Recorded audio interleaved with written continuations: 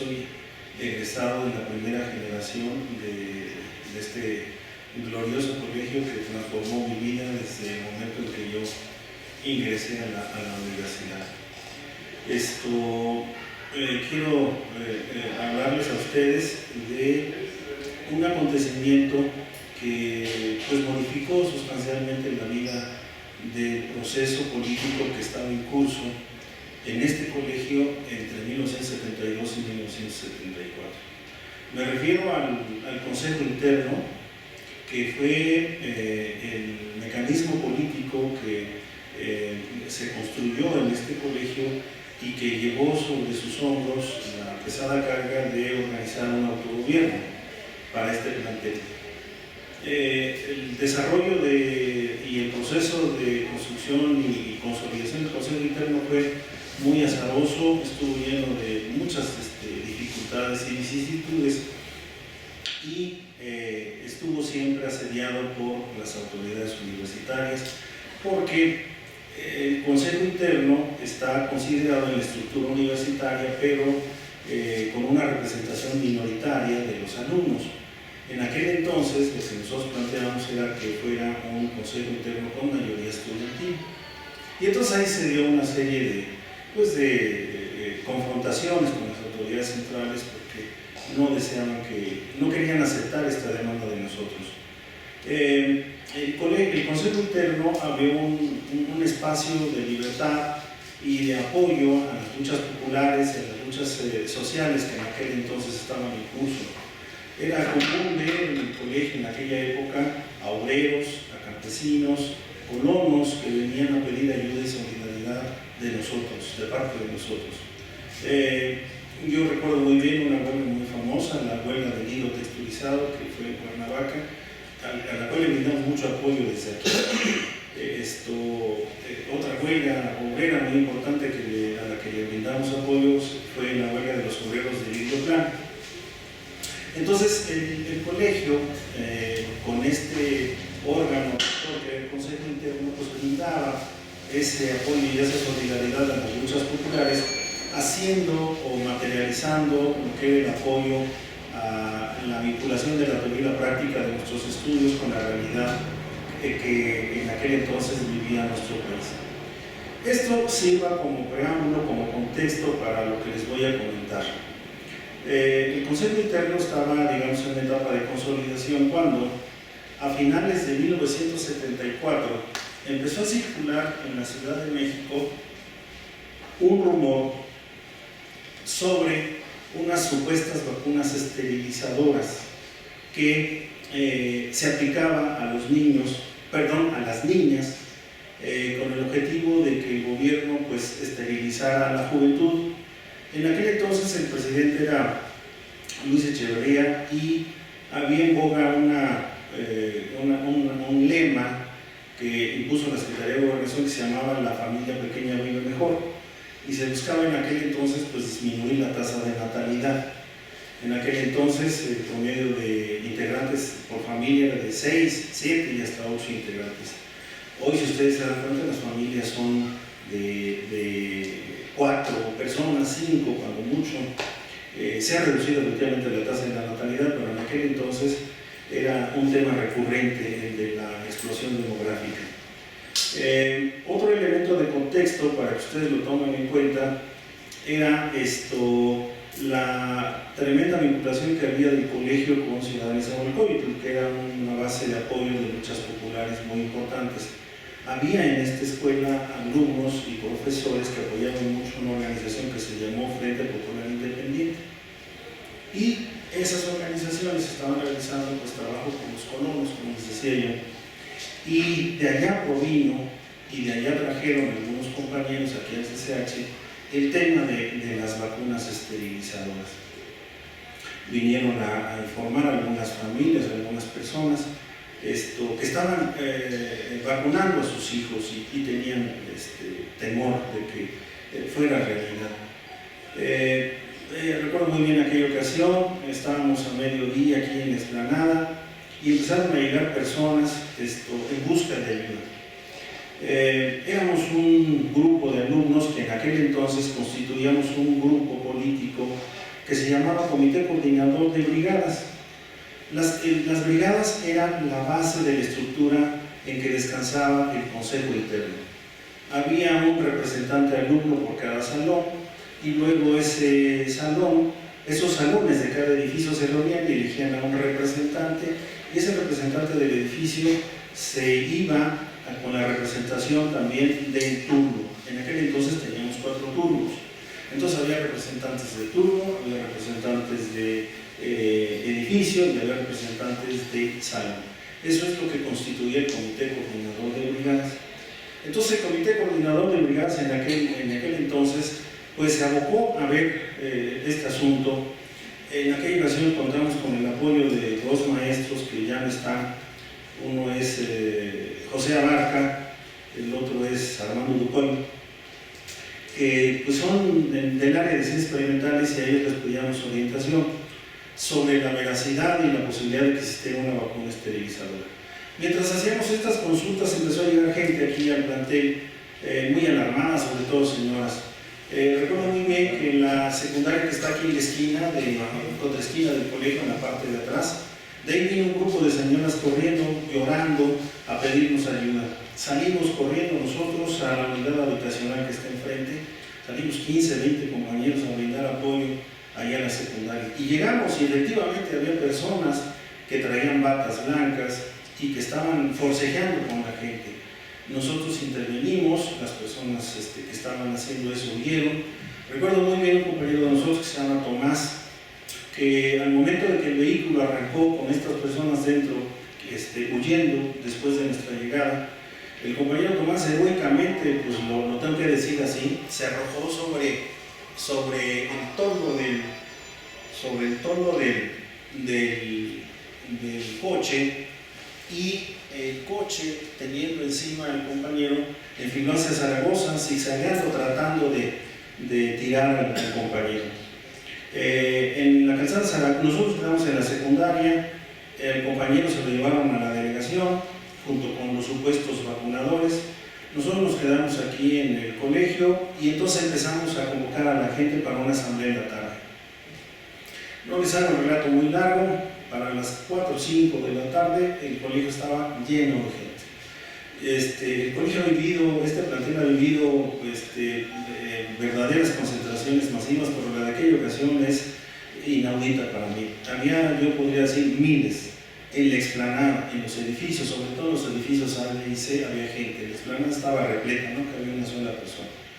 Y entonces ahí se empezó a ventilar el asunto de si había o no había vacunas esterilizadoras. Señoras se arrebataban los micrófonos, orando, gritando.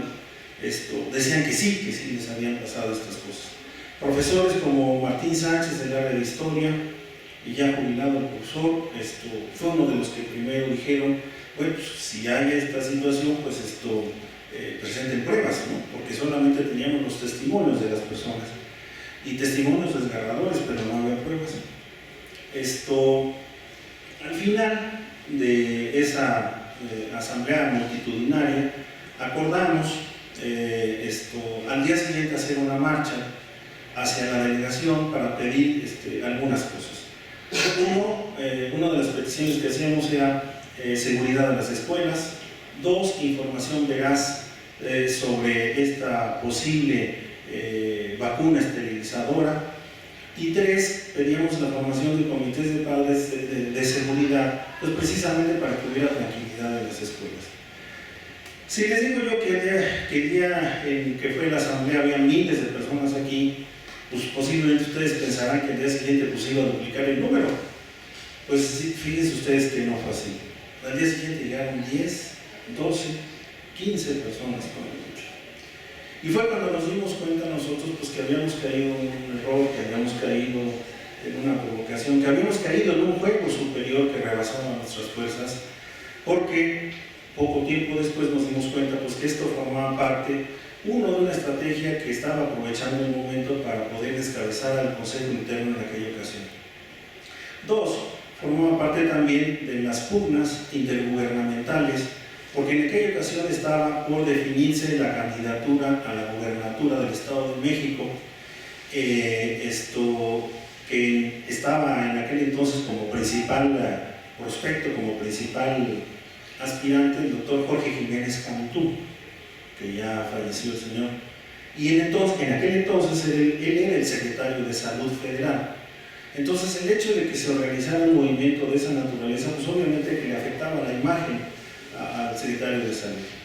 El otro tema que estaba en el ambiente político nacional en aquel entonces era la pugna entre el presidente Echeverría, los grupos empresariales y los grupos de ultraderecha. Echeverría tenía un discurso izquierdizante, socializante, y eso no le gustaba a estos sectores conservadores, que le jugaron bastantes malas pasadas al presidente Echeverría y que con ese tipo de rumores pues pretendía desestabilizar.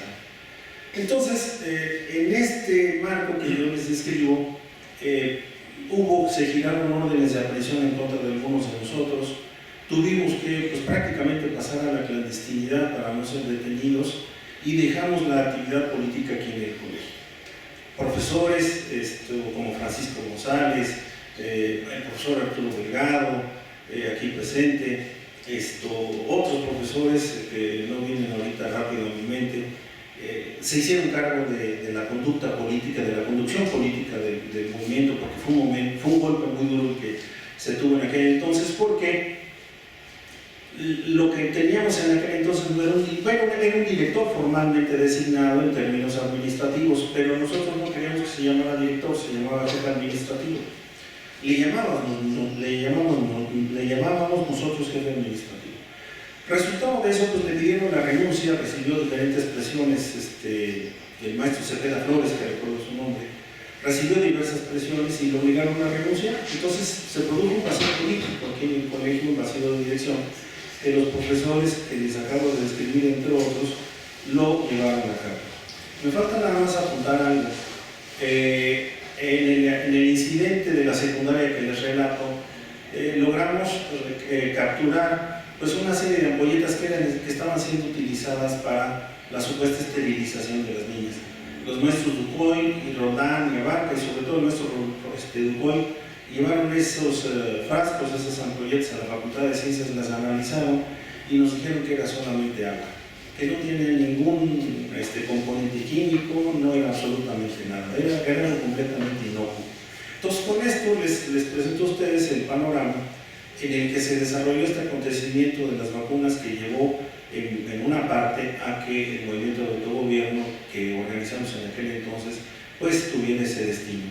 Quisiera terminar mi participación con la lectura de un texto muy breve de Manuel Buendía. Manuel Buendía es un periodista también ya afinado, pero que escribió sobre las vacunas esterilizadoras. Y esto les va a dar a ustedes un contexto todavía más sólido del panorama y la correlación de fuerzas y sobre todo la vorágine en la que se vio envuelto el colegio en aquel entonces, para que ustedes dimensionen la estatura política que tenía nuestro movimiento de aquel entonces, que estuvo en medio precisamente de estas pugnas intergubernamentales. Les voy a leer este texto, que es muy breve, y con esto termino mi intervención, y si tienen alguna pregunta, con gusto se las respondo. El texto es el siguiente, se titula El cacerolismo en acción.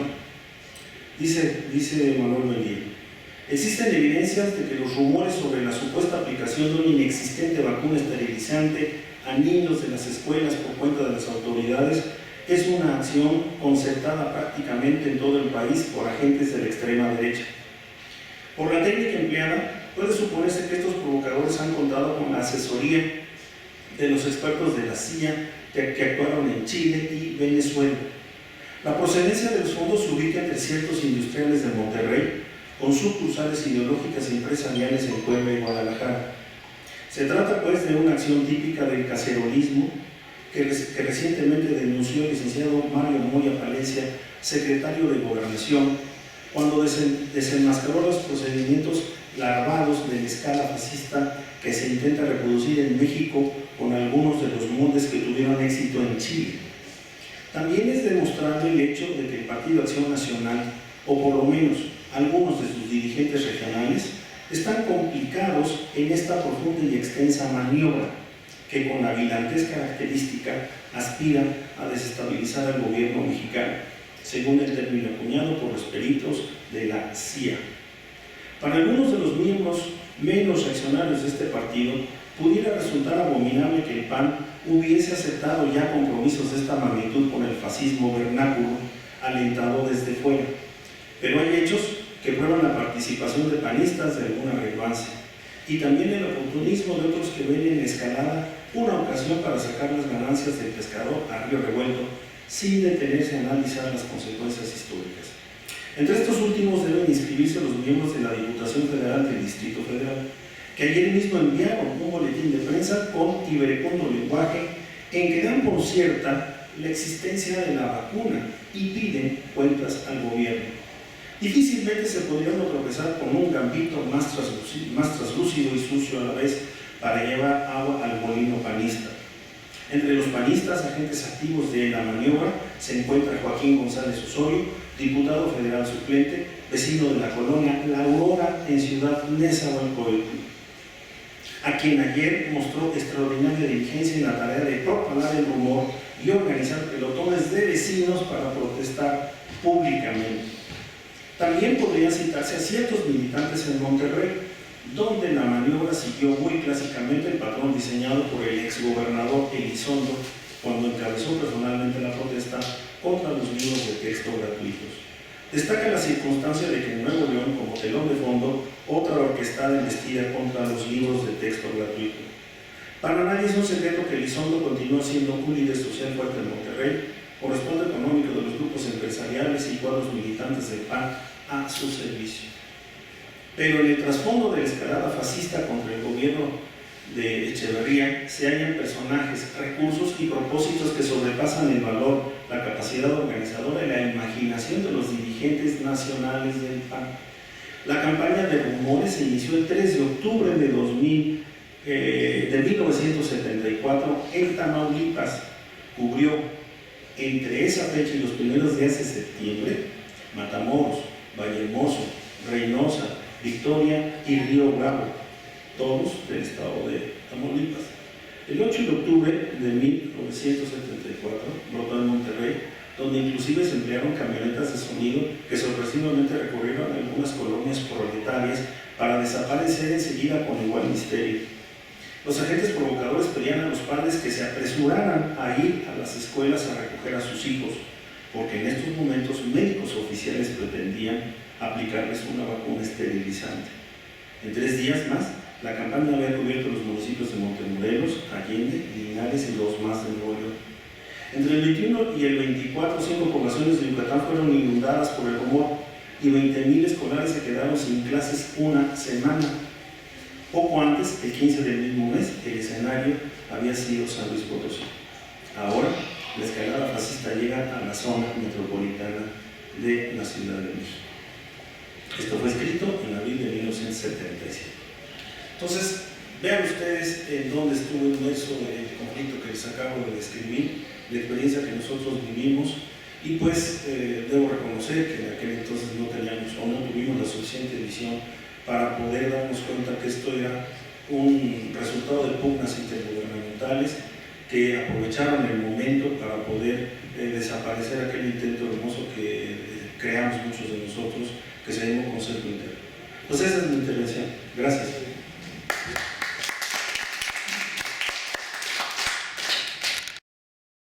Que exista, yo soy egresado también de aquí del plantel del Oriente de Ciencias Humanidades, generación 1972-75, igual que la del compañero, es la primera generación. Yo quisiera nada más puntualizar algunos otros temas que puedan ser de interés.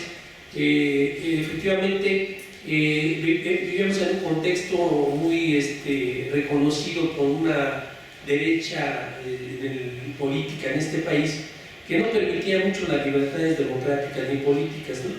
El ensayo o el experimento, porque se permitió que estos colegios le dieran otro enfoque a la educación, es algo que creo que habría que destacar, ¿no?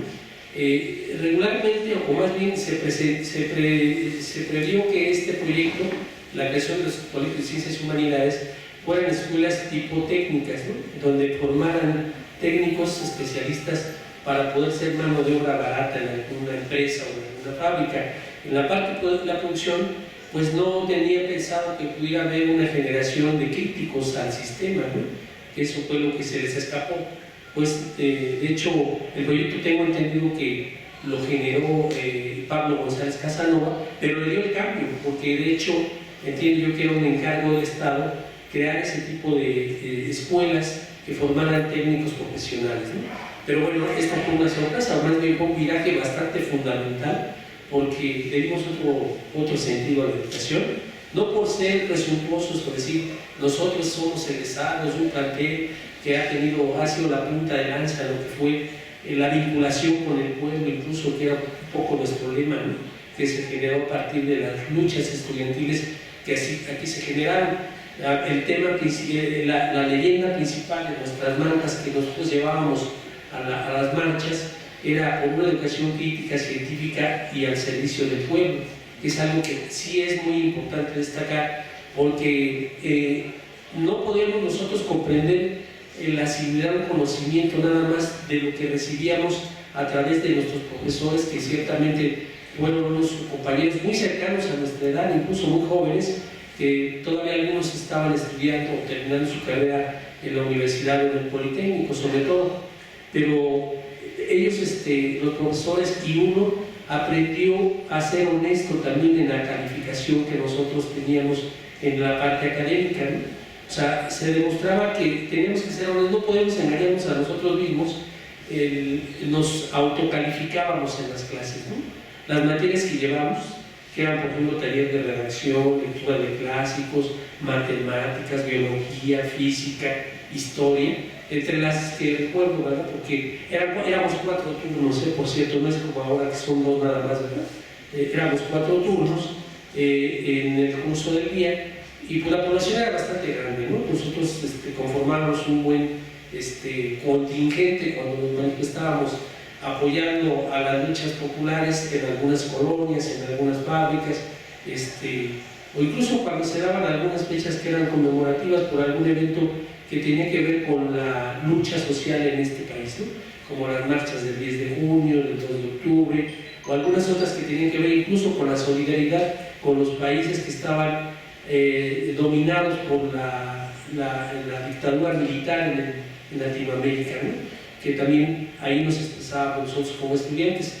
Pero es muy importante también señalar esto, que para que nosotros aprendiéramos o tuviéramos un conocimiento, la teoría del conocimiento era algo que nos brindó mucho aquí la oportunidad de desarrollarnos de manera muy científica y popular, ¿no?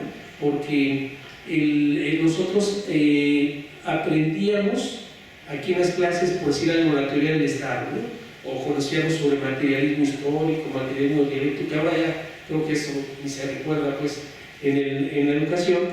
La teoría del conocimiento nos permitía que, además de saber categorías, conceptos, el análisis concreto de una situación, nosotros teníamos que ir a comprobarlo, a confrontarlo con la realidad. Es decir, no nos íbamos nada más con lo que nos decían los conceptos, las categorías y demás, sino teníamos que ir a verificar si lo que nos decían a través de los textos, a través de los diarios, a través de los medios de comunicación, que eran impresos allá y visuales en ese entonces, teníamos que comprobar lo que nos informaban, nos formaban, ¿no?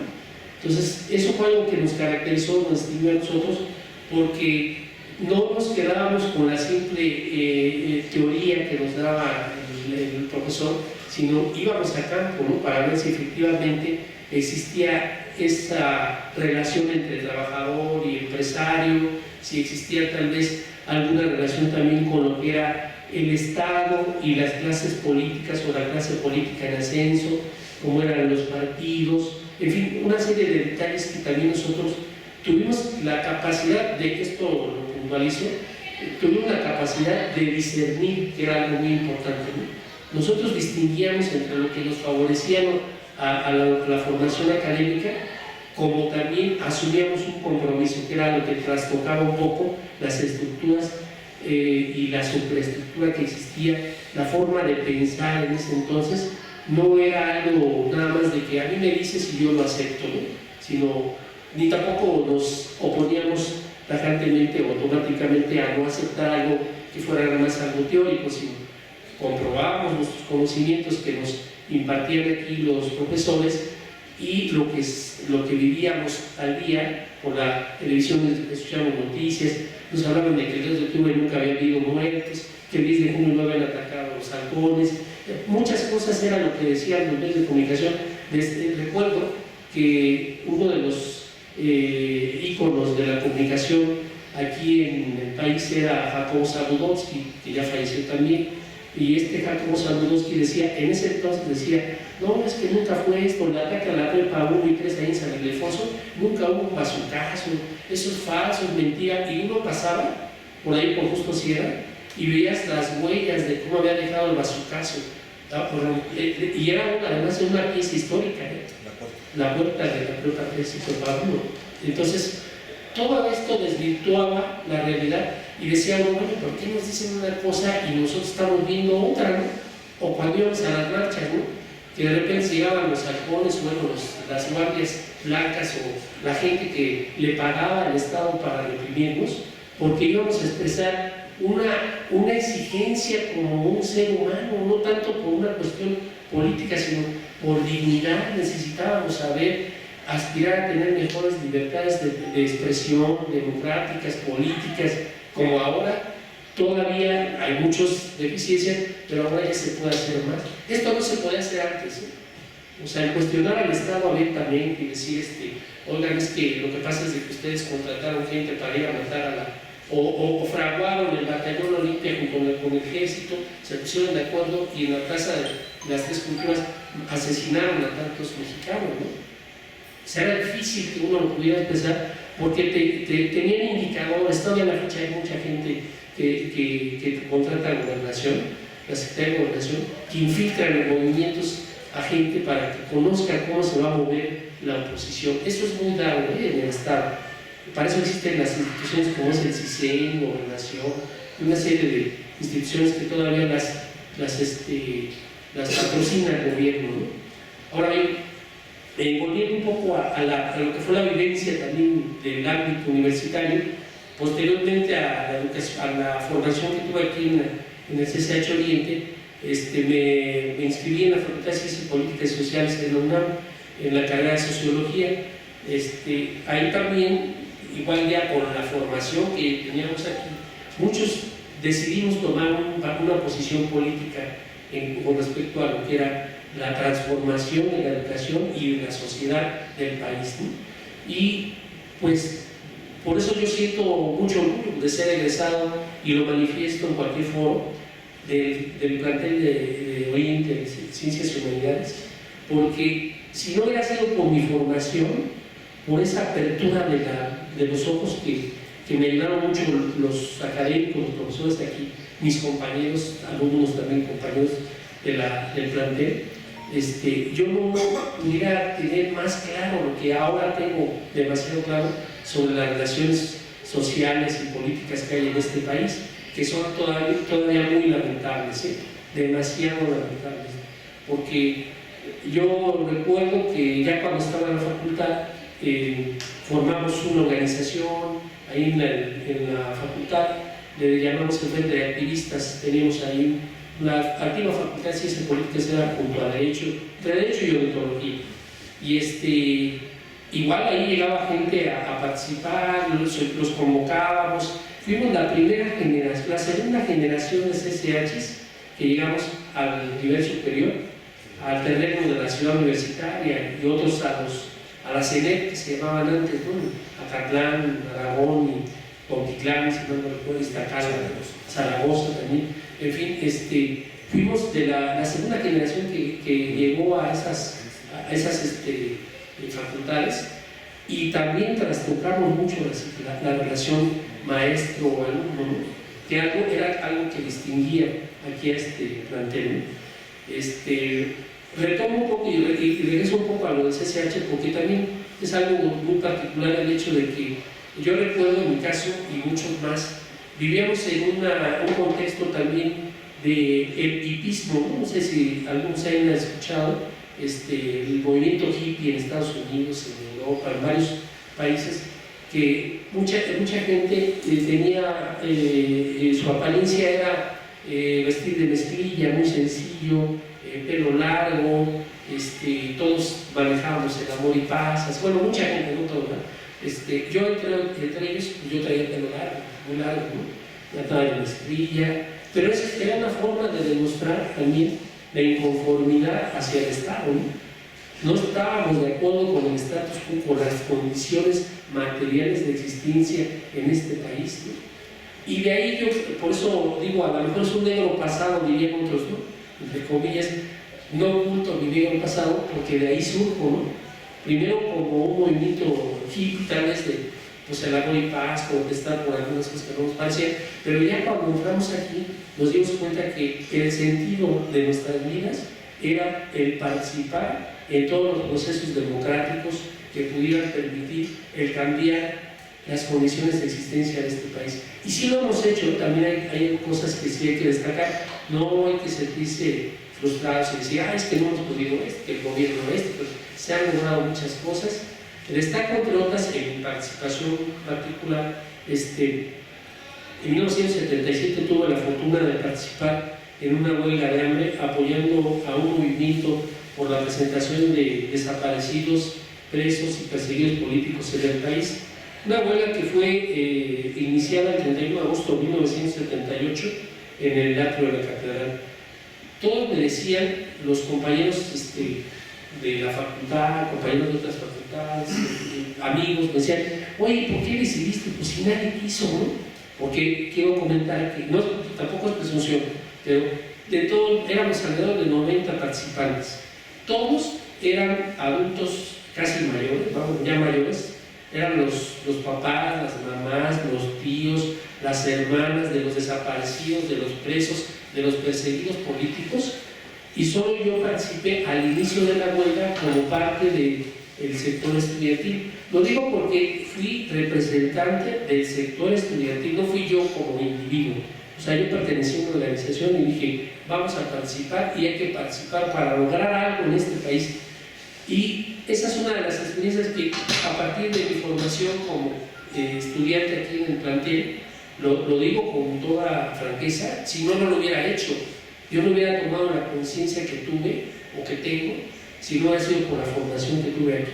Yo no hubiera hecho o decidido, voy a intervenir o voy a ser parte de esa huelga de hambre, ¿no? Fueron 5 días de huelga de hambre, y todavía eran huelgas de hambre, no como las de ahora, ¿no? Ahora ya les acercan el limoncito, el agua y algunas cosas por ahí para que no sea tan delicado. Ya sí, en ese entonces era solo agua, ¿no?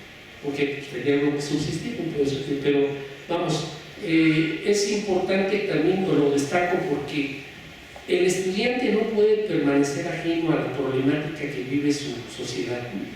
El estudiante debe de asumir un compromiso, no como una obligación, tampoco es a fuerza, pero sí debemos de ser corresponsables y corresponsables de lo que del devenir histórico de este país y de muchas otras cosas más, porque no podemos permitir que siga existiendo tanta corrupción, tanta violencia, tanta desaparición, tanto soborno, tantos feminicidios, tantas ultranzas, tantos atropellos hacia los bienes, incluso pequeñoburgueses o privativos de cada uno, de que les roban las casas, trafican con el bien de la gente dice, bueno, y quieres una casa así, pero tienes que votar por mí, quieres una despensa así, pero tienes que votar por mí, quieres un automóvil o un crédito para un automóvil, sí, pero acuérdate que después, ¿quién te prestó? No, pues tal. Entonces, ya no podemos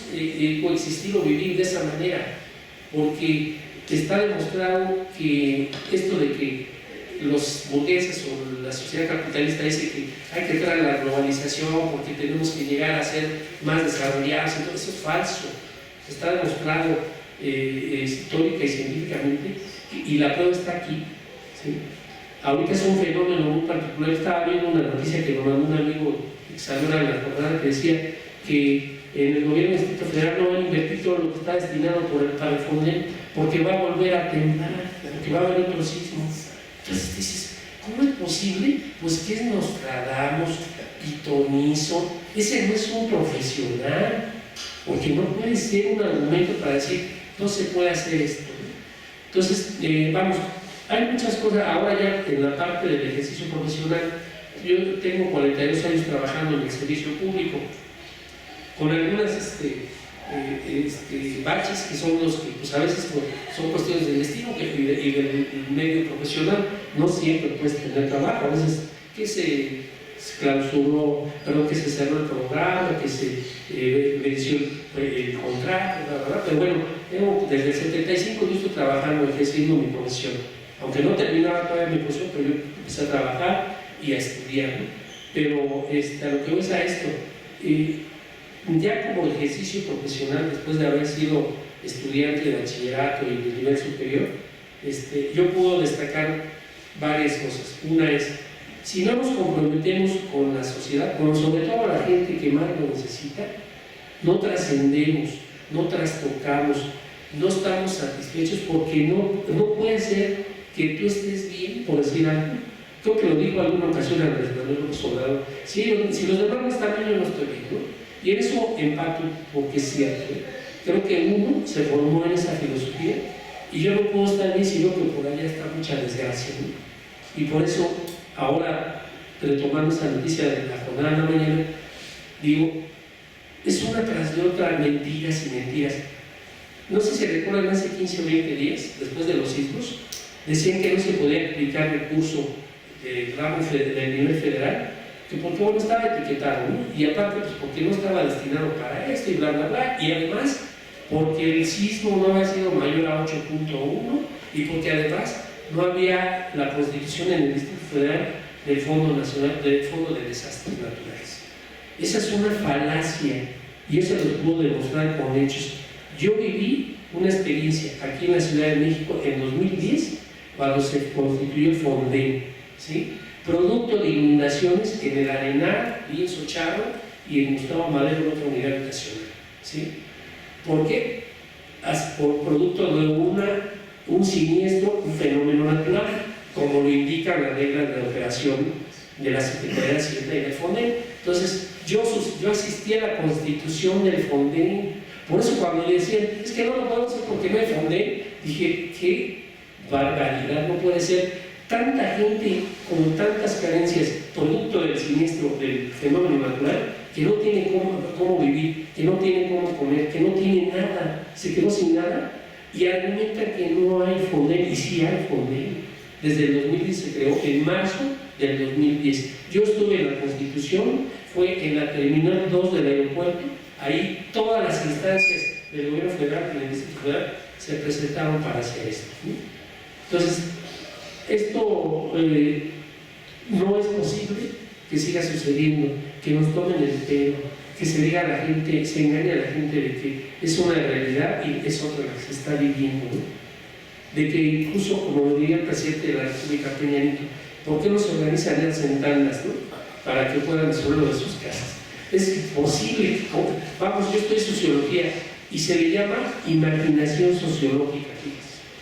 Un sociólogo debe tener imaginación sociológica para saber por dónde conducir una ruta para llegar a un éxito a la sociedad, ¿sí? Claro, Peña Nieto no es sociólogo, pero cualquiera, aunque no sea sociólogo, al menos puede tener una imaginación sociológica, ver el sentir social para saber qué es lo que se requiere, más no sacar la foto de que vente, mira, mi compañera, su esposa y vamos al flachazo y miren, estamos ayudando a los pobres, ¿no?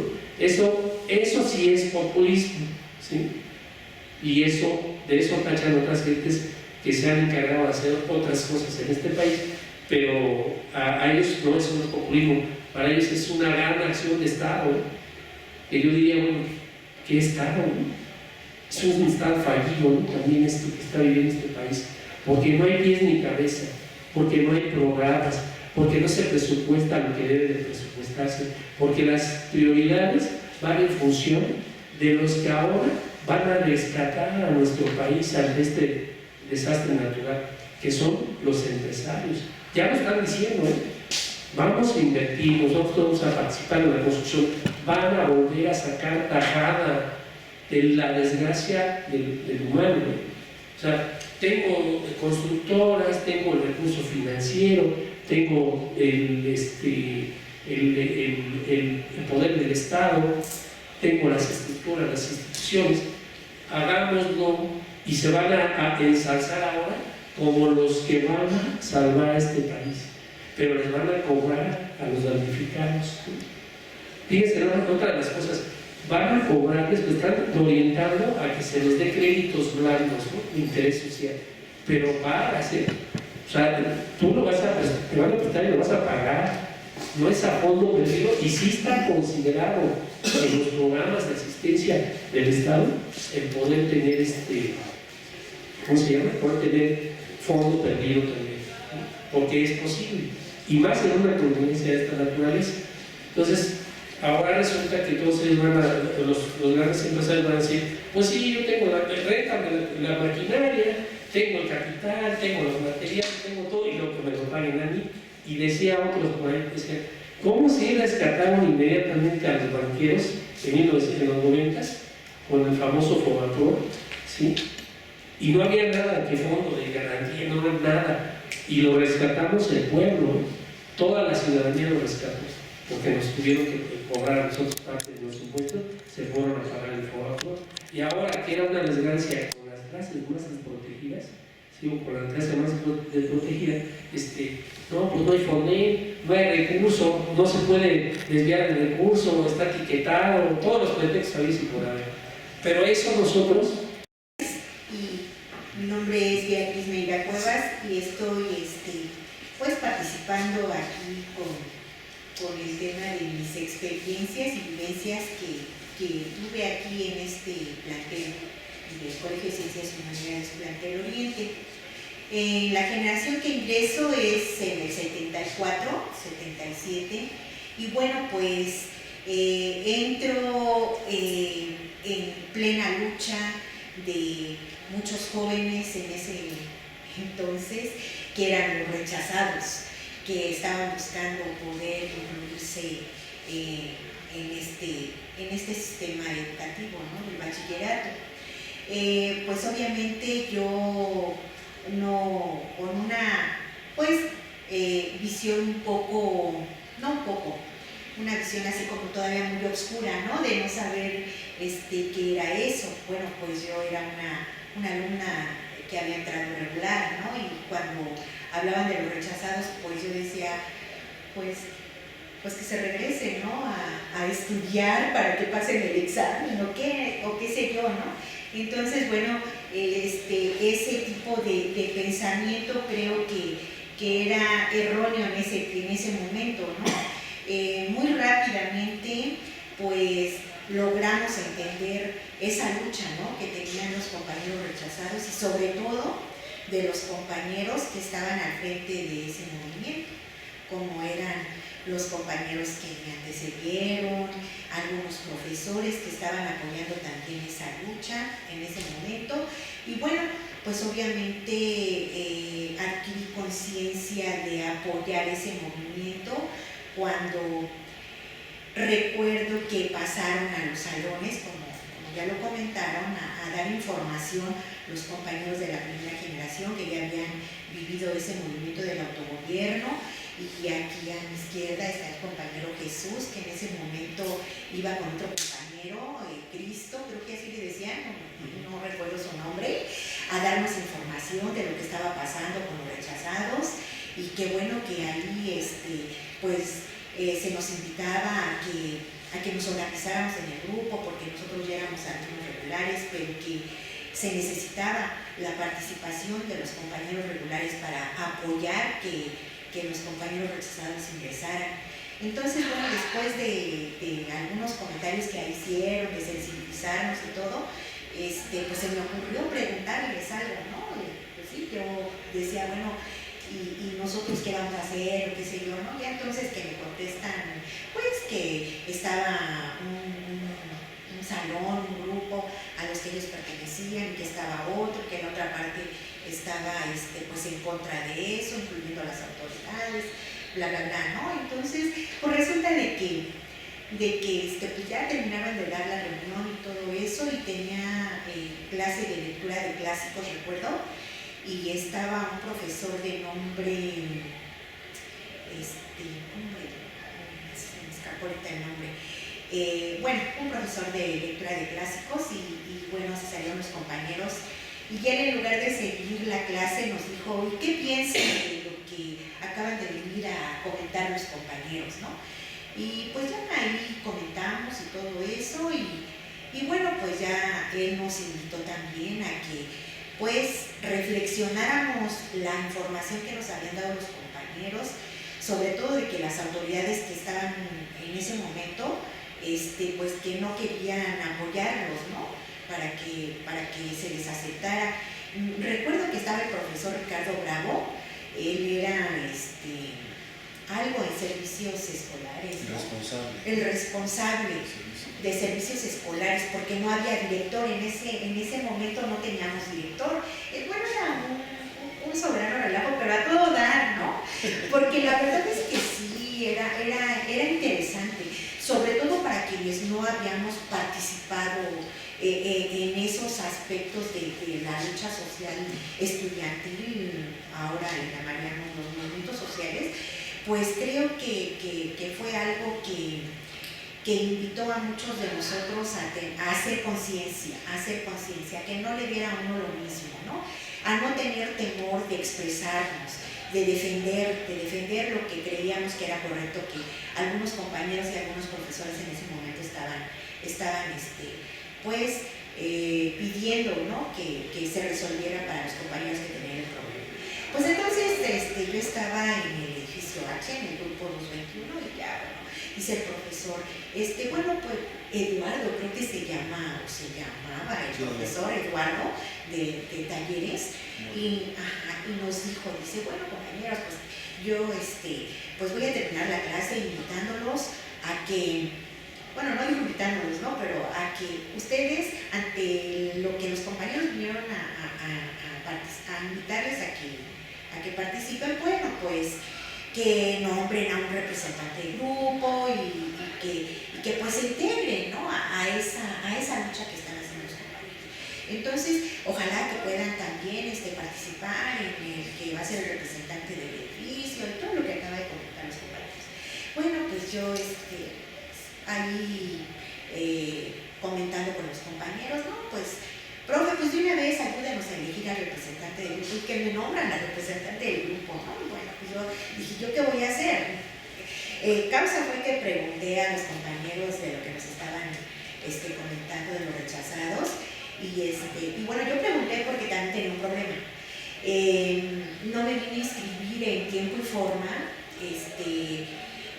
después de que le llegó a uno la carta de aceptación, de que ya estaba uno inscrito en la universidad, ¿no? Obviamente en el Colegio de Ciencias y Humanidades. Y también ahí tuve como que un pequeño problemita. Eso fue también lo que seguramente hizo que yo pusiera más atención, ¿no? Y que les preguntara a mis compañeros. ¿Por qué? Bueno, pues porque todavía estaba en duda si me iban a ver, pues, que yo a destiempo vine a inscribirme, ¿no? 15 días después andaba en Veracruz, y bueno, pues no vine a hacer la inscripción aquí. Total que sí logré solucionar eso. Posteriormente, bueno, pues anduvimos apoyando esa lucha de los compañeros rechazados. Yo no sabía que era parar un camión y secuestrarlo y todo eso, ¿no? Y recuerdo, la entrada no estaba por donde ahorita está, sino estaba sobre la calle, pues era universidad, ¿no? La calle esta donde estaba la entrada. Canal de San Juan. Canal de San Juan, pero es universidad. Sí, es universidad. Ajá, Avenida Universidad, bueno, por ahí estaba la entrada, ¿no? Entonces, bueno, ya como yo era jefa de grupo y todo eso, bueno, pues sí, afortunadamente fuimos casi todo el grupo, ¿no? Y recuerdo hay algunos compañeros de mi generación, un compañero que también andaba ahí muy movido, Carlos Inas, y bueno, él nos incitaba a no, pues hay que entrar. Él ya tenía un hermano antes que había ingresado aquí al colegio, y bueno, pues ya como al Eugenio, ya él como que nos incitaba, ¿no?, a que no tuviéramos miedo y eso. Entonces yo decía, pero ¿cómo vamos a parar un camión? No, pues ustedes las mujeres, ¿no? Y como hablaba el compañero Pepe, ¿no?, pues sí, todavía me tocó una parte como de los hippies y eso, ¿no? Veníamos así con blusas floreadas, así folclóricas, porque además me tocó la época en la que la canción de protesta, sí, pues tuvo como que su auge, ¿no? Estaba de moda, bueno, no sé, ustedes son muy jovencitos, pero estaba de moda Violeta Parra con la canción de protesta, Mercedes Sosa, bueno, en fin, Soledad Bravo. Aquí pues el grupo Los Napos, los folcloristas, etc. Y aquí en este plantel el profesor Mailo, bueno, pues formaba parte de ese gran grupo de la cultura que invitaba a que todos estuviéramos ahí involucrados, ¿no? Algunos sí, a mí ya no pude, era joven, pero afortunadamente también esta institución, bueno, no sé si haga bien o no decirlo, bueno, me formó también como madre y bueno, eso ya me permitió participar un poquito más de lleno, ¿no?, en todo lo que había aquí en el colegio. Entonces, bueno, pues sí, pues es algo que se vivió, me tocó vivir en el segundo semestre, estaba cuando se dio una huelga o un movimiento estudiantil, pero fue general, no nada más en los SH, sino en toda la universidad. Al parecer le preguntaba a los compañeros que estaba un poco confundida porque no sabía sobre qué había sido ese movimiento exactamente, ¿no? Ya no me acuerdo, pues no me acordaba. Entonces, parece ser que estaban en la pugna de que se conformara el SPAUNAM, el sindicato de profesores. Entonces ahí había una lucha interna, ¿no?, entre ellos, y bueno, pues se cerraron los planteles, se cerró la universidad, y bueno, pues allá lo vimos, ¿no? Yo tampoco sabía que era botear, ¿no? Pues sabes que nos vamos a organizar y se van a ir en una comisión, a ti te toca por allá por el circuito donde está el estadio universitario, en un tramo de fulano lugar a tal, vas a ir a botear, pues yo ni sabía que era eso, ¿no?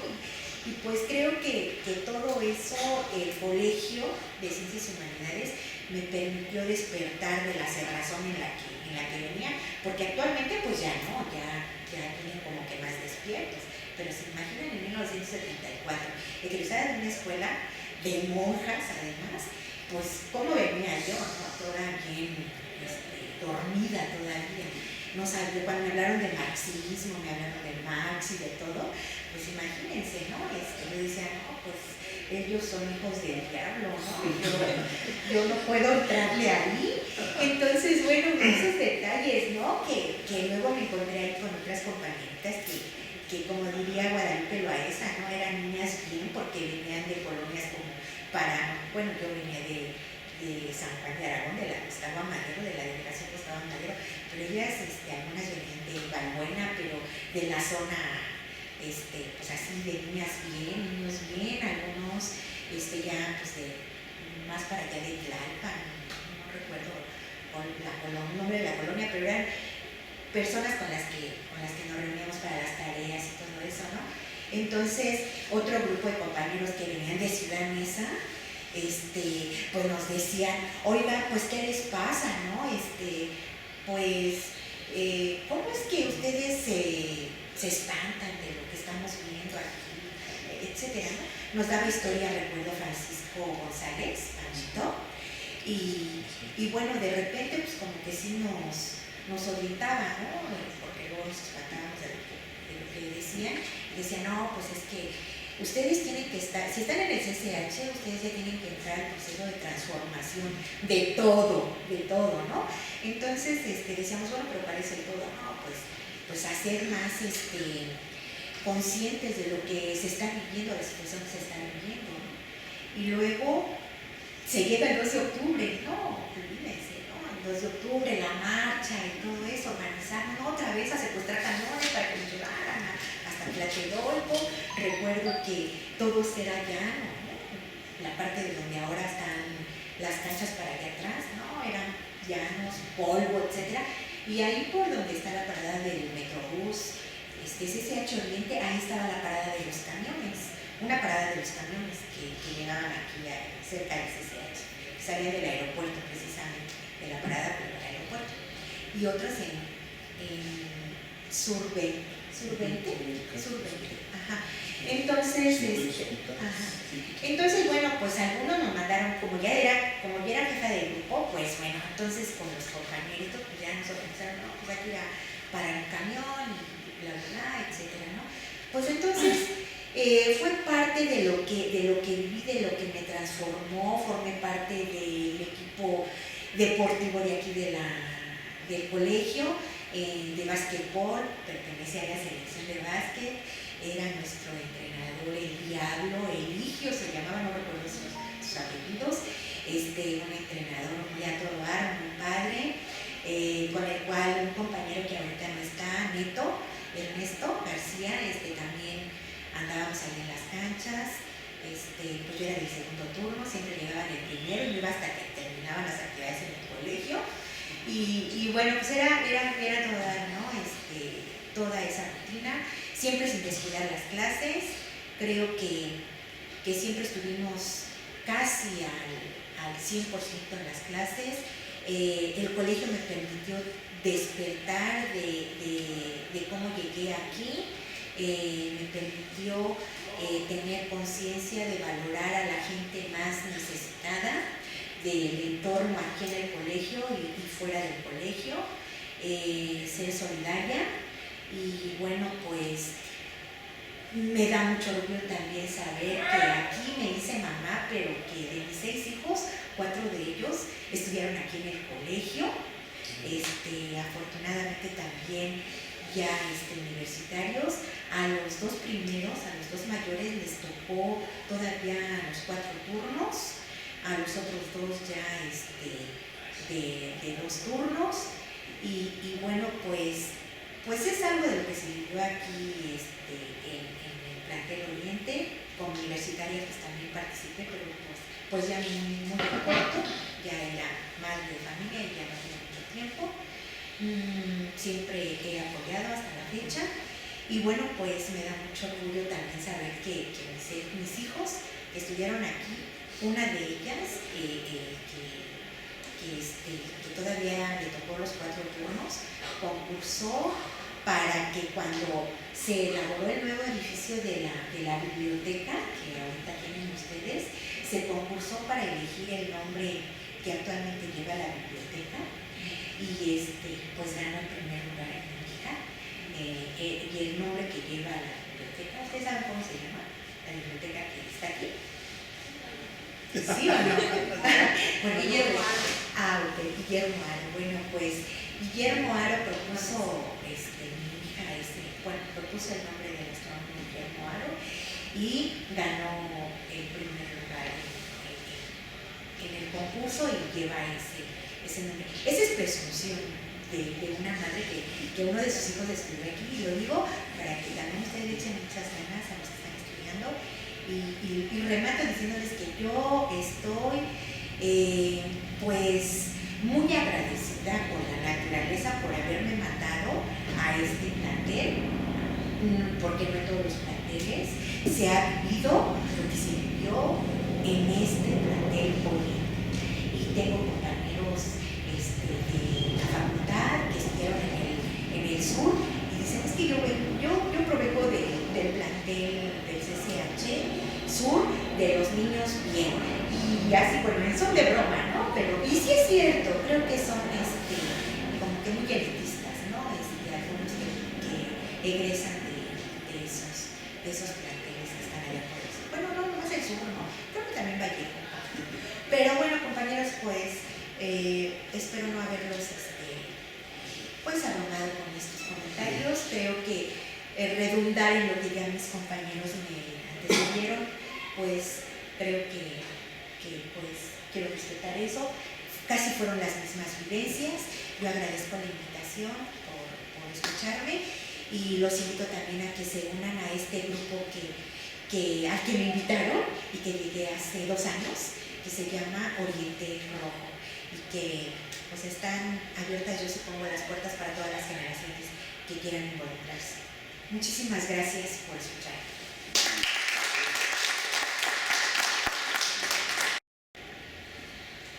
en relación con mi llegada al colegio. Yo venía de provincia y mi ingreso al plantel significó algo tan traumático como lo que acabamos de vivir en estos días de septiembre por los hijos, porque significó, diríamos, un choque cultural. Yo no estudié en colegio de monjas, como dijera la compañera, pero cerca de mi secundaria había un colegio de monjas y yo venía de una familia, vengo de una familia campesina del noroeste del Estado de México, creyente, católica, y lo primero que me dan a leer en el CCH es el manifiesto del Partido Comunista. Manifiesto comunista, quítale lo del partido. Bueno,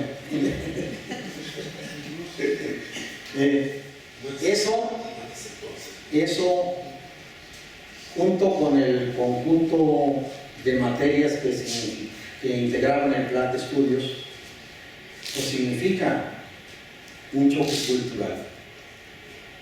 En un adolescente propiamente que acaba de terminar la secundaria en provincia, con muy pocas herramientas, lejos de la comunicación que tenían las ciudades, pues ya se imaginarán. Pero fue tan aleccionador como todo el proceso que viví junto a estos jóvenes que conocí en 1972. También fui jefe de grupo y activista del Comité Coordinador de Brigadas. Creo que vale la pena recordar a nuestros guías, a nuestros ideólogos de alguna manera, y no quisiera perder la oportunidad de recordar a dos maestros que se llamaban igual, con apellido diferente: Javier Almaraz y Javier Centeno Ávila. Ellos fueron ejemplo y guía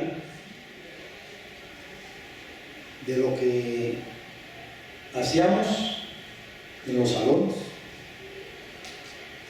en las reuniones del Comité Coordinador de Brigadas y en el Consejo Interno. El Comité Coordinador de Brigadas, el Consejo Interno y las movilizaciones estudiantiles. Yo recuerdo 2, 3 en el circuito universitario, muy numerosas, muy copiosas, porque lográbamos convocar no solo a los compañeros del CCH Oriente, sino también de los demás colegios, y se sumaban otras facultades que siempre han sido muy activas en las luchas, como economía, por ejemplo. Porque los 5 planteles para ese tiempo, ya el Vallejo y el Sur parece que habían iniciado sus actividades un año antes, o Azcapotzalco, pero para el 73, finales de 72, principios de 73 ya estaban todos los 5 planteles que conocemos. Y teníamos el mismo problema, que eran las famosas opciones técnicas. Y fue la lucha de los estudiantes convocados por el Comité Coordinador de Brigadas, el Consejo Interno y sus movilizaciones lo que permitió suprimir del plan de estudios original de los colegios de Ciencias y Humanidades las opciones técnicas. Eso tuvo su trascendencia en el tiempo y en la historia. Si esta lucha no se hubiera dado, y curiosamente, digamos, encabezada siempre por Oriente, tal vez no hubiesen surgido los colegios de bachilleres, ni tampoco las universidades tecnológicas.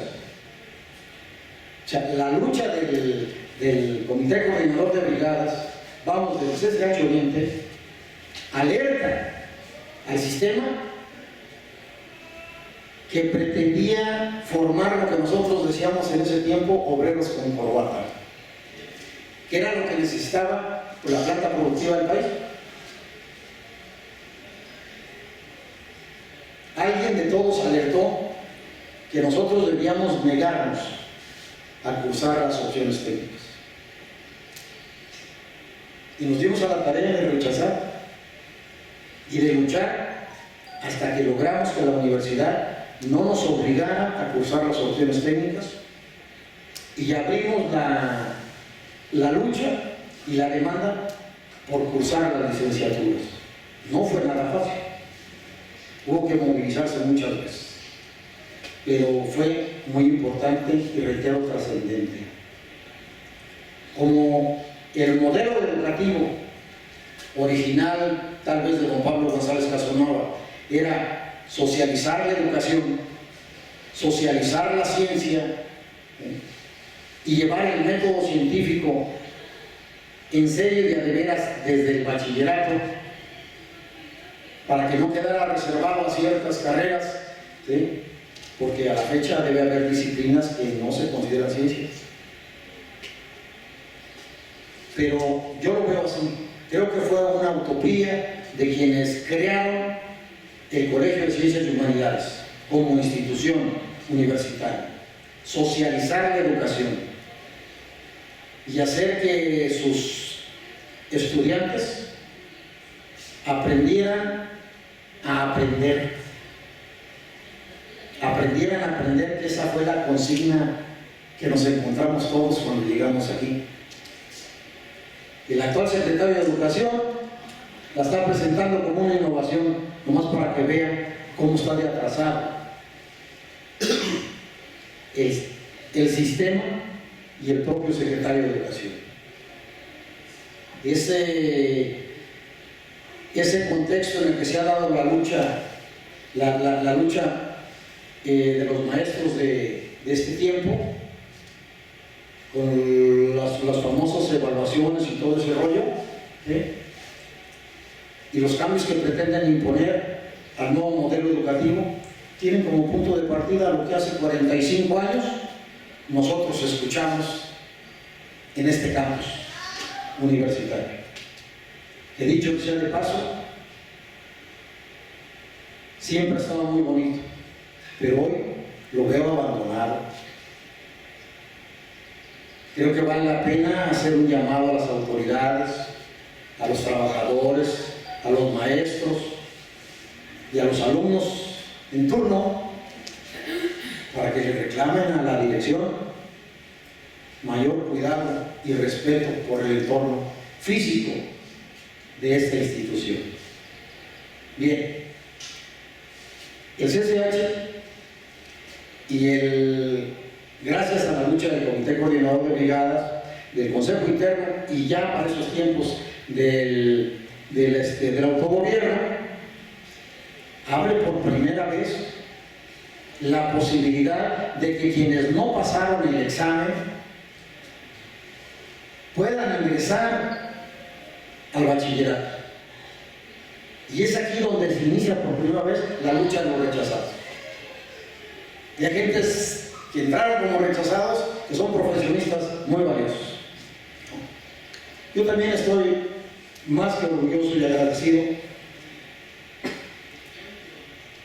con el CCH, con los maestros, con los amigos que conocimos y seguimos conviviendo desde ese tiempo, porque me enseñaron muchas cosas. Me cambiaron la visión del mundo. Reitero, fue casi como un choque cultural que me cambió la visión del mundo, que me llevó a vincularme con las luchas sociales y populares, donde sigo hasta la fecha. Pensando en la gran utopía de que la educación llegue a todo el pueblo, de que este país por fin pueda cambiar verdaderamente, pero en beneficio de los intereses superiores de los mexicanos y no de esas castas privilegiadas que se llaman empresarios o corporativos o transnacionales, ¿sí? Producto pues, de esta fase de desarrollo del capitalismo neoliberal que arrasa con todo lo que encuentra y que le quiere poner precio como si los seres humanos y los recursos naturales fueran mercancía. Entonces, la lucha que hay que dar de cara al futuro tiene que ver con esa gran utopía de cambiar el país, y eso implica luchar en contra de este modelo de explotación capitalista y neoliberal depredador. Y los jóvenes pues tienen ese reto, tienen esa tarea. Quiero destacar algo también de la trascendencia de la lucha del Consejo Interno. Los compañeros me corregirán, reitero, yo venía de provincia, no estaba muy involucrado en todo el contexto de lo que pasaba en la ciudad y en el país, tenía que trabajar y estudiar, no me daba tiempo para muchas cosas, no es justificación, pero así era la realidad. Pero quiero destacar que fue el autogobierno una expresión de democracia participativa no vista antes en la universidad.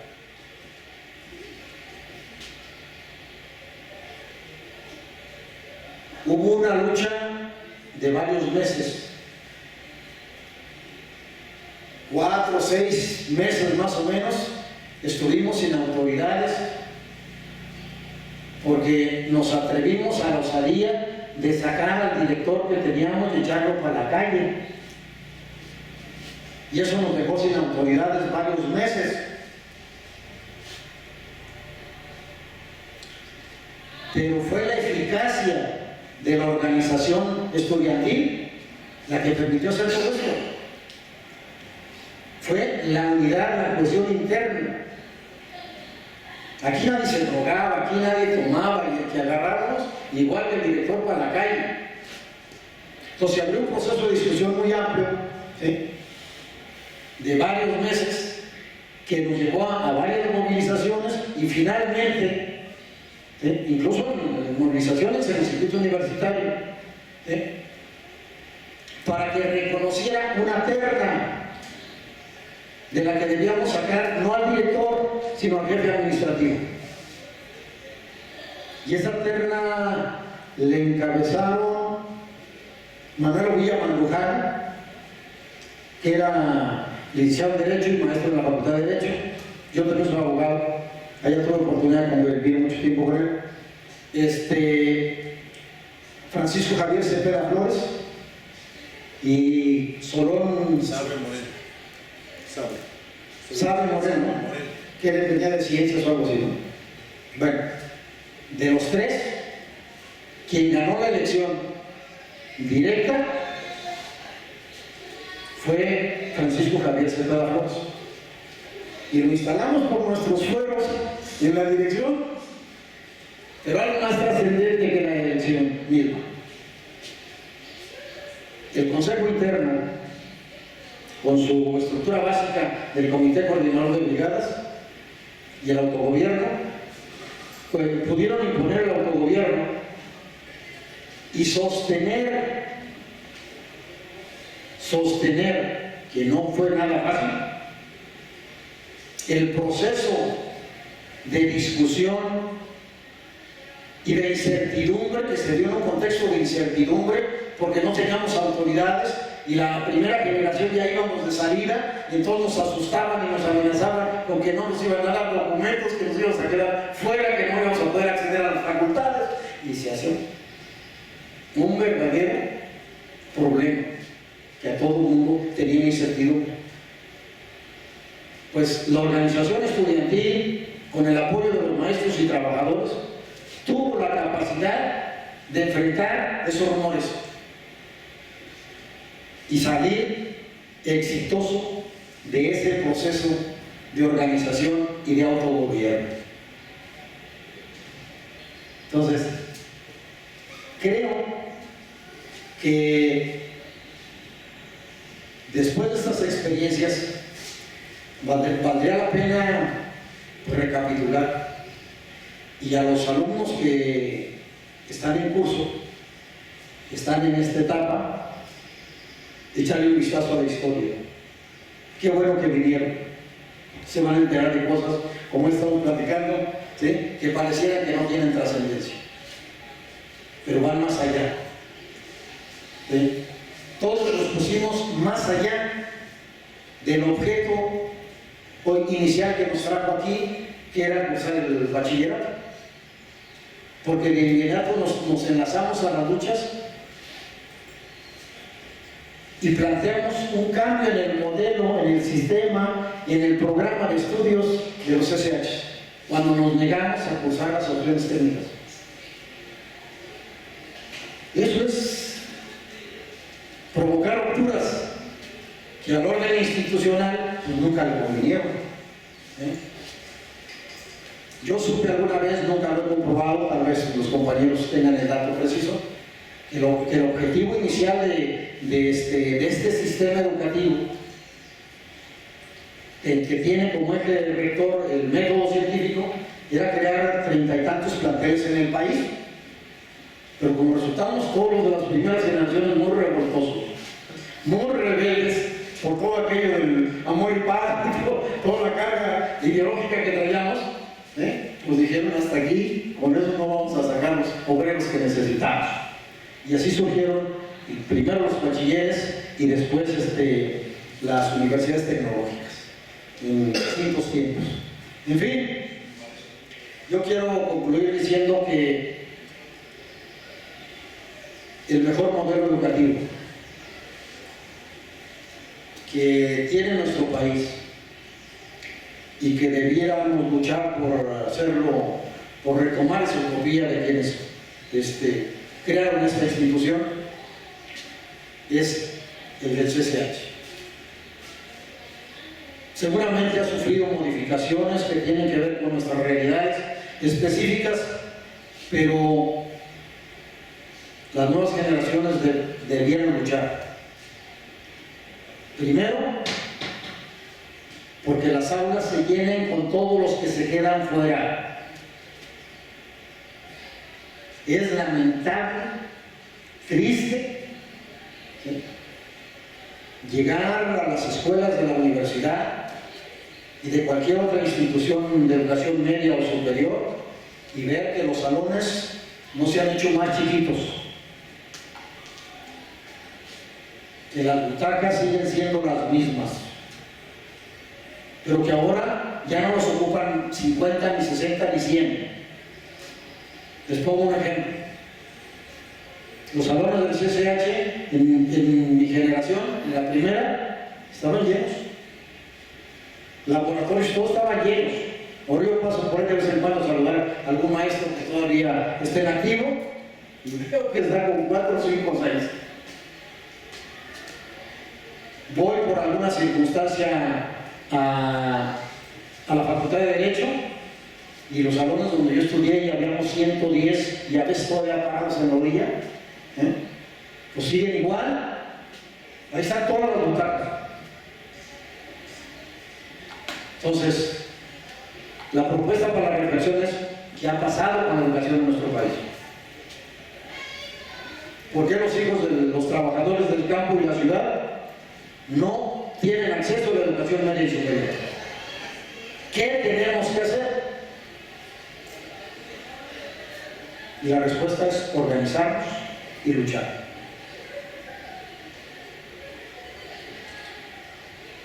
Organizarnos y luchar.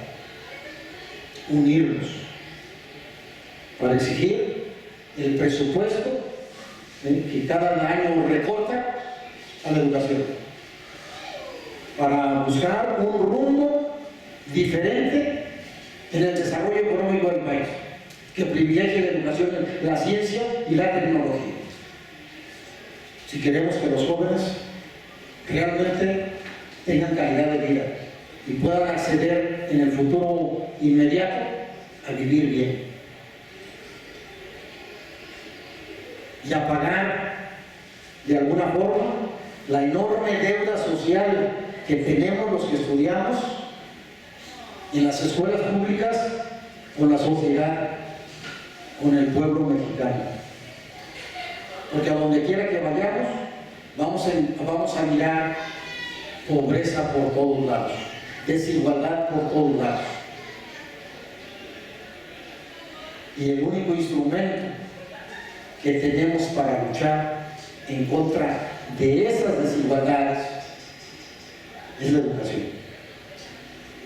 es la organización y es la unidad de todos. Yo me siento profundamente orgulloso de haber egresado de esta institución, de la que también ha egresado una de mis hijas. Gracias.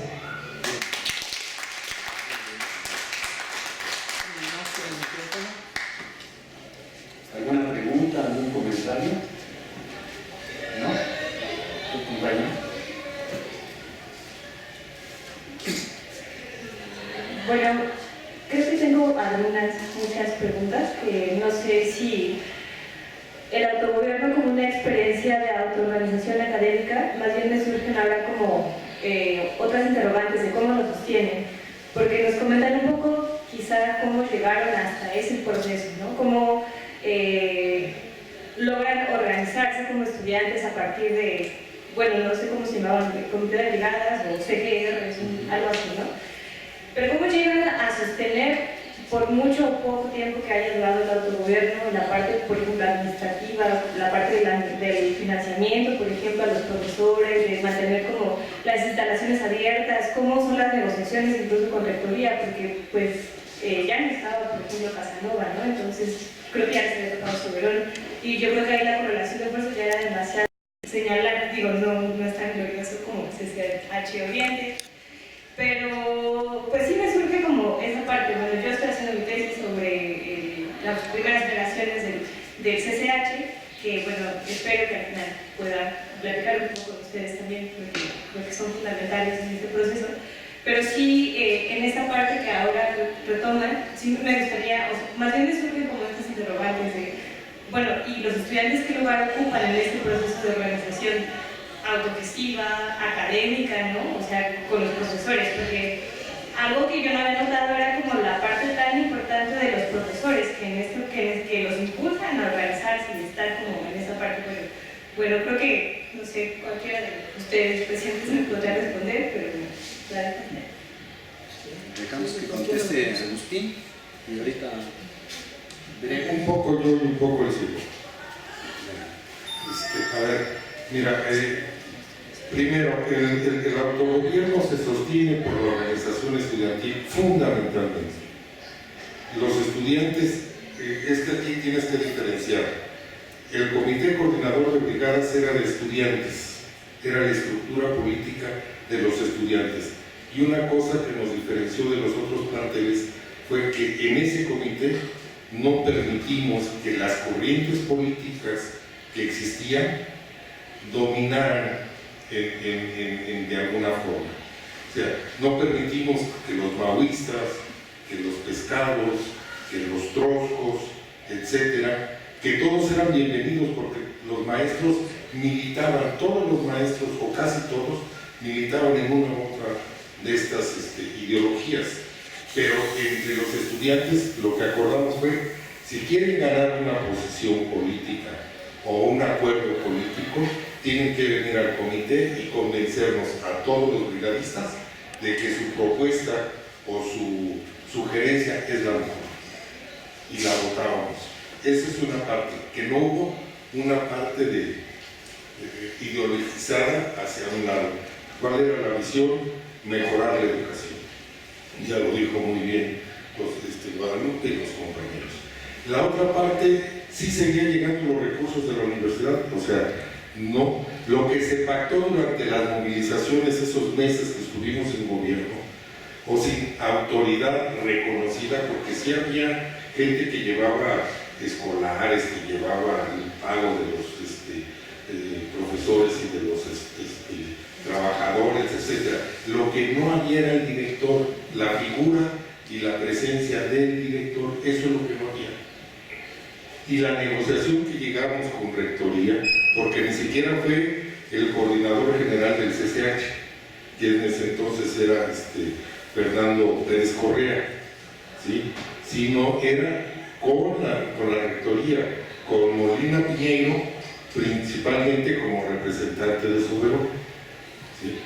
Y fue el acuerdo de que finalmente nosotros íbamos a nombrar una terna y ellos se comprometían que de esa terna ellos nos ponían una terna, entonces sí, pero nosotros la armamos y te decimos quién de esos tres queremos que sea.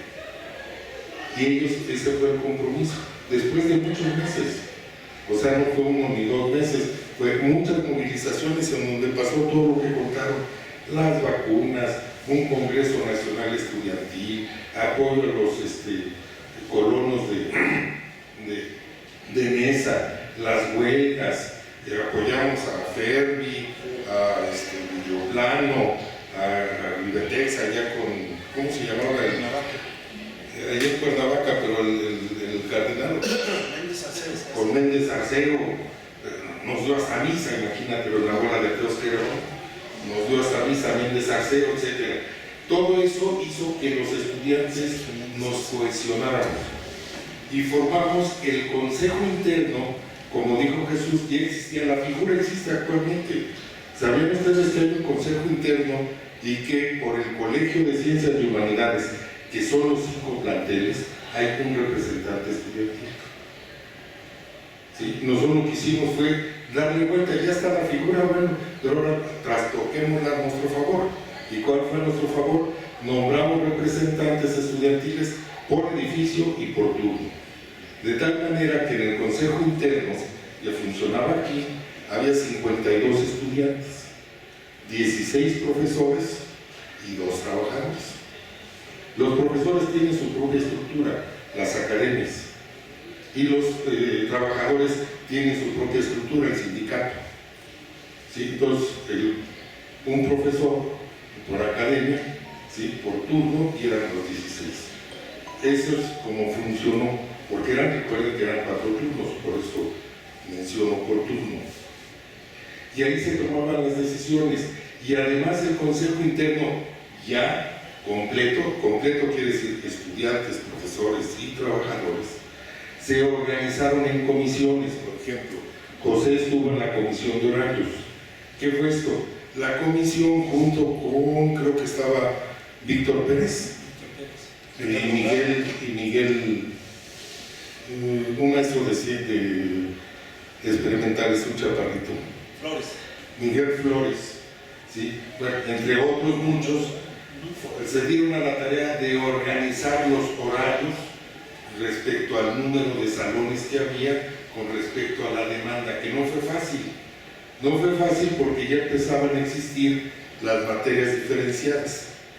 El primero y segundo año, o sea, los 4 primeros semestres, todos llevamos 6 materias y todos son iguales para todos nosotros. Pero en el quinto y sexto semestre había que escoger materias supuestamente de acuerdo a la rama del conocimiento que ibas, que filosofía, que contaduría, que ciencias de la salud, etcétera, etcétera. Entonces no era fácil porque nosotros como estudiantes decían yo quiero filosofía, ciencias de la salud, etcétera. Y ellos tenían la encargo y la obligación de acomodar esos grupos con los profesores. ¿Sí? Pero además le dieron cabida a 5,000 estudiantes rechazados. Aquí se daban clases no nada más de lunes a viernes, se daban clases sábados y domingos con el apoyo de los profesores que no cobraron un solo quinto para esas clases de primer ingreso. Un solo centavo. Eso fue lo que nos dio fortaleza. Porque venían infinidad de padres de familia, infinidad de representantes sindicales y de movimientos de otro índole, populares que les llamamos ahora, a apoyarnos y a recibir apoyos de parte de nosotros. Todo el tiempo estuvo en la actividad del plantel. No había tiempos muertos, ¿no? Y no era obligatorio, o sea, nadie de los estudiantes se los obligaba a hacer una u otra cosa. Se les invitaba, se saloneaba, se discutía en los salones. Esa fue nuestra parte, que discutíamos en los salones, ¿sí? Y después llegábamos a la Asamblea General y se llamaba esta explanada. Al principio era aquí a un lado, esto era la biblioteca, primera biblioteca fue en el otro, en tu tiempo. Es que es compañero de la cuarta generación, ¿no? No, la primera generación, nuestra biblioteca en lugar de reuniones era allá, que no había, maldita sea la cosa, un solo libro que nos sirviera, porque trajeron todos los libros que se sobraban a las prepas, pero nuestro plan de estudios no tenía nada que ver con las prepas. Por ejemplo, ellos no conocían ni de Rivete a Carlos Marx, a Tonio Gramsci, a Marta Harnecker, etcétera, etcétera, ¿no? O el origen de la vida de Popeye o Darwin, era muy diferente el plan de estudios. Incluso las materias que supone que más o menos deben de ser igual, como física, química, biología, eran diferentes los libros. Bien, esa fue nuestra fortaleza. ¿Qué nos sostuvo ese movimiento? ¿Qué lo echó a perder? Desafortunadamente, de afuera no llegó nuestra debilidad. Éramos fuertes hacia afuera. Nuestra debilidad fue interna. ¿Sí? Aquí quienes abrieron el resquicio para golpearnos fueron los compañeros representantes en ese momento del Sindicato de Trabajadores. Fueron los que mandaron una serie de documentos a Soberón diciéndoles que el jefe administrativo nuestro, para ellos director, no les entregaba material de limpieza y que no recibían órdenes de él, sino de los estudiantes, que no era de los estudiantes, que era el consejo interno. ¿Sí? O sea, nosotros como comité coordinador de brigadas no nos metíamos con los trabajadores, para eso teníamos nuestra estructura oficial, que era el consejo interno, y repito, ahí estaban profesores, trabajadores y estudiantes. Y el jefe administrativo para poder tomar los acuerdos y que los ejecutara. Por eso le decíamos jefe administrativo, porque nada más iba a administrar las decisiones del consejo interno. No sé si más o menos, si no. Francisco González Gómez, que lo querían despedir porque él daba clases de historia, pero de acuerdo con la visión de aquella ocasión de las autoridades, él no podía dar las clases porque era arquitecto. Entonces ese fue el primer conflicto que se gestó aquí en el colegio y de ahí surgieron otras cosas más. Cuando se plantea la iniciativa del Consejo Interno, lo primero que hicimos fue expulsar al director y nos quedamos sin director. La rectoría no perdió, trató de mantener el control del plantel y mandó encargados de la dirección. Uno de ellos se llamó Rodolfo Coeto Mota y el otro fue un maestro de Azcapotzalco, que te dije hace rato su nombre, ya se me olvidó, López y Gamino, maestro López y Gamino.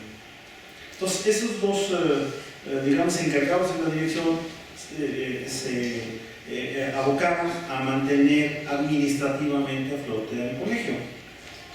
Nunca hubo una suspensión de sueldos y nunca hubo una suspensión de suministros para el plantel. Mientras ellos se hacían cargo del plantel, el proceso del autogobierno caminaba, pero no permitíamos la entrada de ningún director hasta que sucediera lo que el compañero Agustín dijo, hasta que se pudiera nombrar una terna integrada por nosotros.